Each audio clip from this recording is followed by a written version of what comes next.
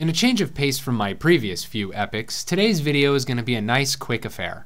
No long-winded rules explanations, no giant layouts of a board with intricate moving pieces, no prolonged sequence of jokes and other ramblings that don't actually have anything to do with... Oh, wait.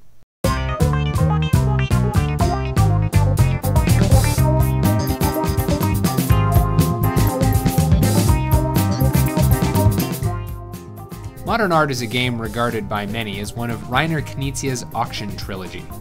Only the most loyal of my viewers will remember this, I'm sure, but I've already covered another one of the trilogy in a previous video. Though both games involve auctions, the way they go about it is pretty different. Let's get to it. Each player has a hand of cards representing paintings by 5, shall we say, eccentric artists. The active player acts as an auctioneer, putting one of the paintings in his hand up for sale. Paintings are sold using different auction methods depending on the card played.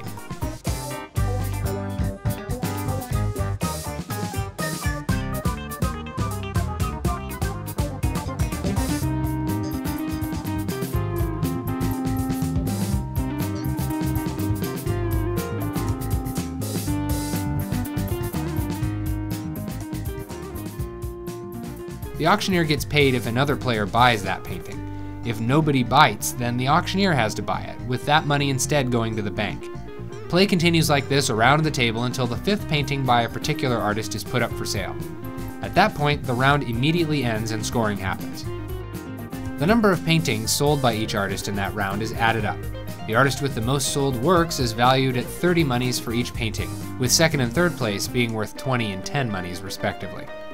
If any of these 3 artists was a scoring artist in a previous round, then those values add up. Players get paid based on how many of each artist's paintings they own, and then all cards on the table are removed from the game. Players get a set number of cards from the deck to add to their hand, and the next round starts. Play continues like this for a total of 4 rounds, and whoever has the most money at the end wins. That's it. But I'll tell you that for such a simple sounding game, newbies are almost always tripped up by the game's main mechanic. The issue is reflective of almost all auction games in that things are mostly worth what people want to pay for them. It is more so in this game because you have no idea if that Carl Gitter up for auction is going to be worth anything at the end of the round, unless you're pretty sure that there are tons of them left to be sold. Money is also hidden, so there's the price things just out of Richard's reach aspect to think about as well. Plus, with the doubler auctions enabling rounds to end early, you never know if you're going to run out of time to pump up the value of the artist you've invested the most into. Screwage can happen often, unintentional or not.